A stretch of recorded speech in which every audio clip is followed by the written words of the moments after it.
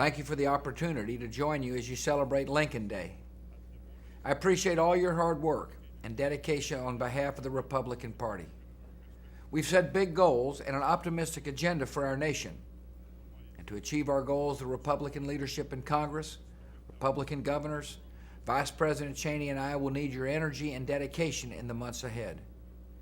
We need to ensure that our party retakes Congress and keeps the White House in 2008. For the past 6 years, our party has made a difference for the American people. We made our nation safer by securing the homeland and defending freedom across the world. And we made our nation more hopeful and more prosperous by trusting in the wisdom and enterprising spirit of the American people. Since September the 11th, 2001, our nation's top priority has been winning the war on terror. And in this struggle, America has a great advantage: the courage and determination of the United States Armed Forces. Our men and women in uniform are capturing and killing terrorists around the world, and they are fighting bravely in Iraq. Our troops understand that failure in Iraq would be a disaster for America. Islamic extremists would grow in strength, gain new recruits, topple moderate governments, create chaos in the region, and establish new safe havens from which to launch attacks on America. We're fighting the terrorists in Iraq so that we will not have to fight them here at home.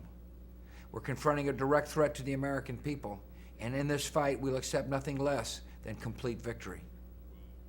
As we work to extend freedom abroad, we're also working to extend hope and opportunity here at home. Tax cuts and pro-growth policies have unleashed the entrepreneurial spirit of the American people. And today, because we acted, our economy is strong. American businesses are creating millions of new jobs, and our workers are making more money. The tax cuts that are fueling this growing economy were passed over the opposition of the Democrats in Congress. Most congressional Democrats voted against cutting income taxes. Most voted against a bill that provided tax relief for married couples. Most voted against a bill that doubled the child credit. Most voted against a bill that put the death tax on the road to extinction. These tax cuts are vital to keeping our economy strong and growing, and we have to make the tax cuts permanent. Our tax cuts and pro-growth policies have helped fuel an economy that is generating higher revenues. Together with spending restraint, these policies have allowed us to meet our goal of cutting the budget deficit in half, 3 years ahead of schedule. And now we can take the next step by passing my proposal to balance the federal budget over the next 5 years. We must also address the problem of earmarks that are often slipped into spending bills at the last minute. Earmarks divert funds from national priorities into wasteful pork barrel projects. Even worse, over 90% of earmarks never make it to the floor of the House and the Senate. They are dropped into committee reports that are not even part of the bill that arrives on my desk. Congress did not vote them into law. I did not sign them into law, yet they are treated as if they have the force of law. So I will work with Congress to cut the number and cost of earmarks and ensure the taxpayers' money is spent wisely or not at all.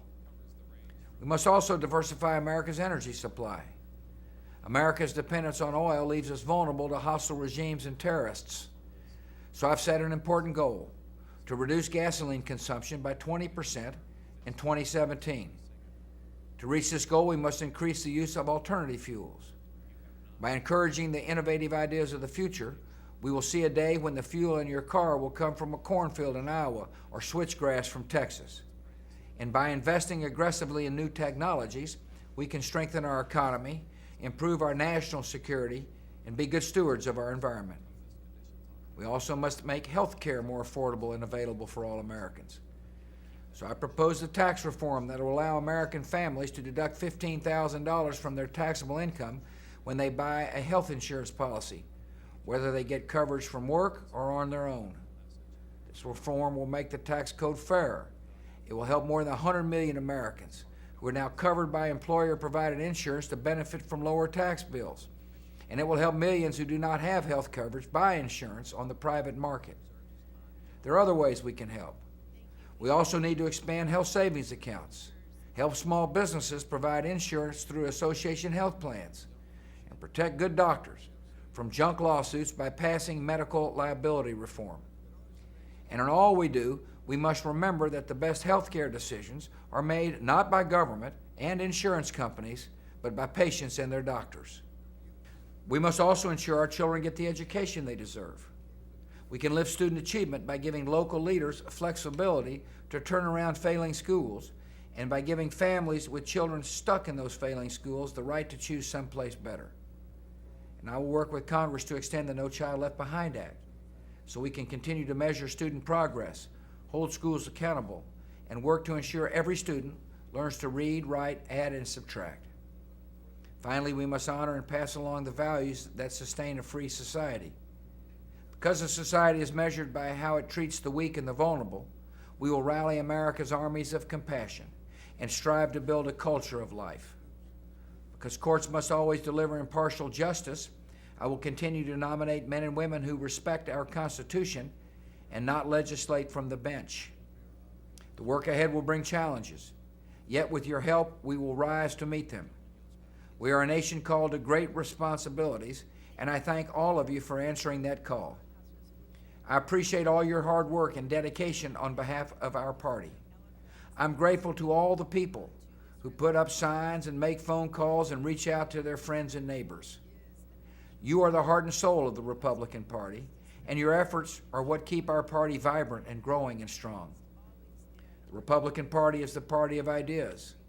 As Republicans, we're committed to extending freedom and opportunity throughout this great land. We believe that liberty is the right of every person and the future of every nation. That is what got us the majority, and that is what will help us get it back. With our positive and optimistic agenda, we can continue to build a nation that looks to the future with confidence and provides all our citizens the chance to live the American dream. Thank you, and may God bless you all.